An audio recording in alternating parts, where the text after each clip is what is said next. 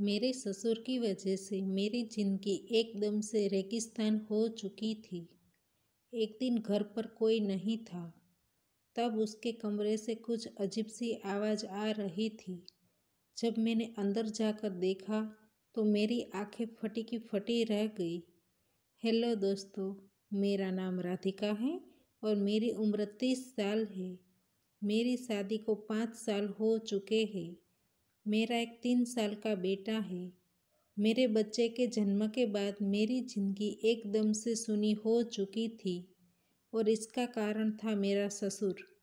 मेरे ससुर की एक खासियत यह थी कि वह किसी को भी अपनी बातों में फंसा लेते थे। इसी वजह से घर के बाहर वह दूसरी औरतों के साथ। मेरी सास का 1 साल पहले ही देहांत हो चुका था, इसलिए मेरे ससुर गांव में अकेले रहते थे। एक दिन दोपहर को मेरे पति को फ़ोन आया कि मेरे ससुर का एक्सीडेंट हुआ है। यह सुनकर हम दोनों बहुत ही डर गए। जब मेरे पति तुरंत ही अस्पताल गए, तब उसने देखा कि पापा के हाथ पैर में प्लास्टर है और उसके सिर पर गहरी चोट आई थी। 3 दिन के बाद मेरे ससुर होश में आए। तब पता चला कि उसकी आंखों की रोशनी चली गई है। अब वह कभी देख नहीं पाएंगे।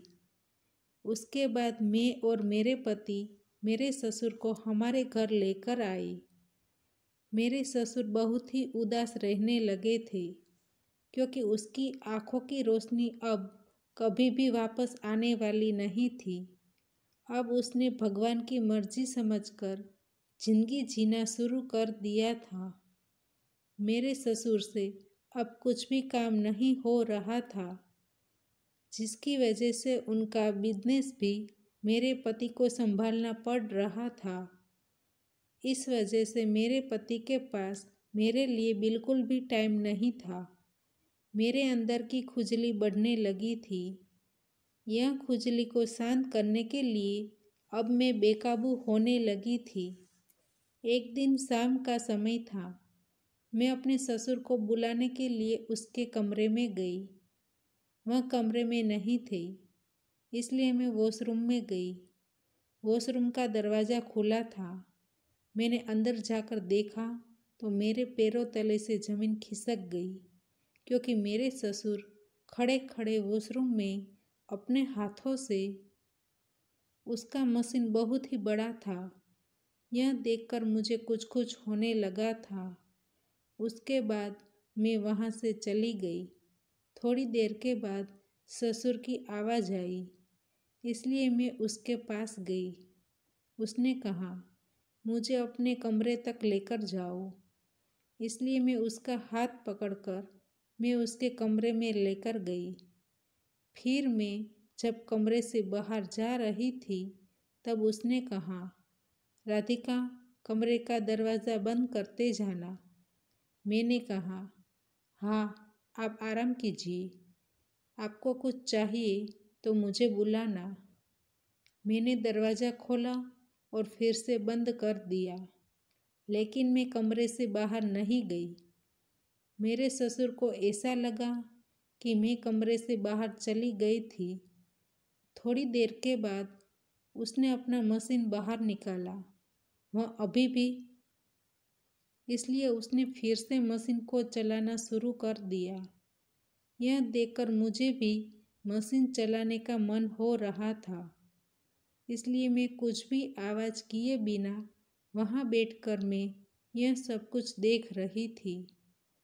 थोड़ी देर के बाद मेरे फ़ोन में किसी का फ़ोन आया। फ़ोन की आवाज़ सुनकर मेरे ससुर कहने लगे कि कौन है कमरे में। मैं एकदम से डर गई। वह मेरे नज़दीक आई और कहने लगी, राधिका, मुझे पता है तुम मेरे कमरे में हो।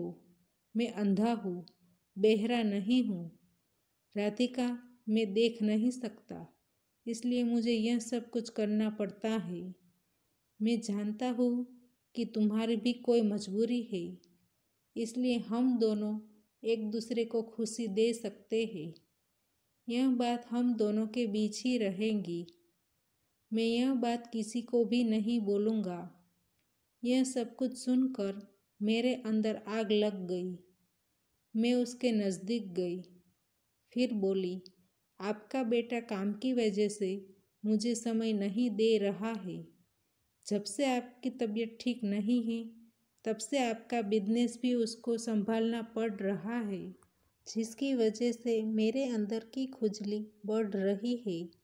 यह सुनकर मेरे ससुर बोले, मेरा बेटा मेरा काम कर रहा है, तो अब से मैं उसका काम करूँगा। आज से मैं तुम्हारी खुजली को शांत कर दूँगा। फिर उसने मुझे उस दिन हमने 4 बार क्रिकेट का मैच खेला। हम दोनों जैसे सालों से भूखे थे। फिर आखिर में मेरे ससुर ने मेरी खुजली मिटा दी। अब हमको जब भी मौका मिलता है, अब हम दोनों क्रिकेट मैच ज़रूर खेलते हैं। तो दोस्तों, हमारी कहानी यहीं पर समाप्त होती है। आपको कहानी पसंद आई है तो वीडियो को लाइक करें और शेयर करें, और ऐसी ही कहानी सुनने के लिए चैनल को सब्सक्राइब करें। और हाँ, नोटिफिकेशन बेल को ज़रूर दबाइए ताकि आने वाली अगली अपडेट आपको सबसे पहले मिल सके। धन्यवाद।